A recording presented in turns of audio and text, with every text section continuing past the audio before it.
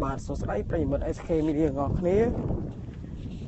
ថ្ងៃនេះសូមបង្ហាញអ្នកទាំងអស់គ្នាពីការបេះព្រីងលក់របស់ប្រជាជនខ្មែរយើង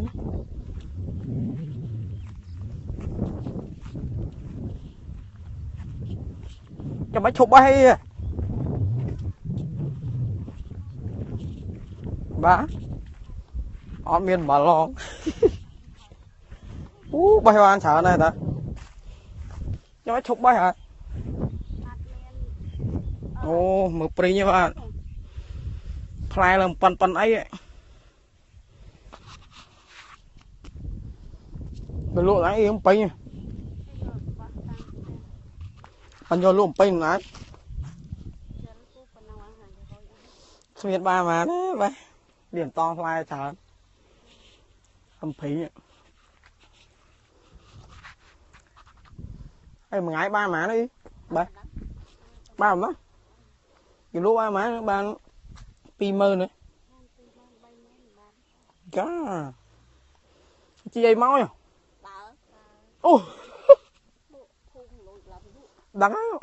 តាំងពីនោះមកដល់អកវាមិនតន់ទុំច្រើនណាឡូវនេះជាហូតធម្មជាតិ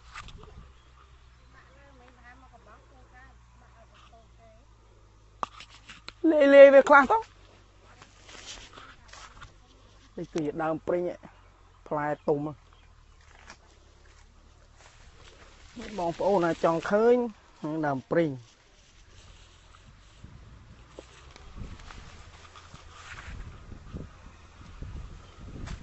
គឺបងប្អូនជាបរិវត្តយើង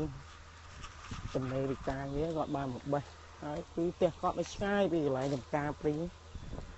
ប្រហែលជា5គីឡូដីហើយតាធ្វើដំណើរមកតោះឲ្យដើរមិនបងបើមិនដើរទេគឺអត់មានផ្លូវមកដល់ទេហើយបើសិនជាជិះម៉ូតូជិះឡានអីតោះឲ្យវៀងយើងជិះវៀងដីប្រហែលជា10គីឡូមិនដល់បើក៏ដើរតាមផ្លូវកាត់គឺចិត្តទេ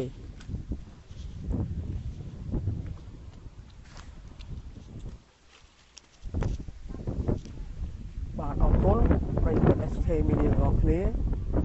ជួបគ្នាពេលក្រោយមិនក៏ឡើងបេះ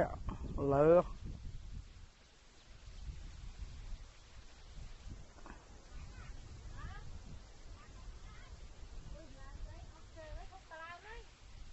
ខ្យល់ដល់ខ្យល់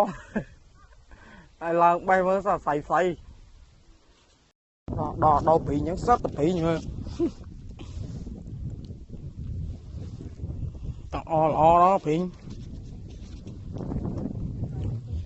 លក់គេបាន1គីឡូហ្នឹងចាយ4000ចុះចាយមិនថាបាន5បកកត់ធំហ្នឹងកំប៉ុងណាមូអ្នកមកកំប៉ុងបាញ់ក្រងចានេះអត់តន់ទុំទៀតក៏ផ្លែមួយ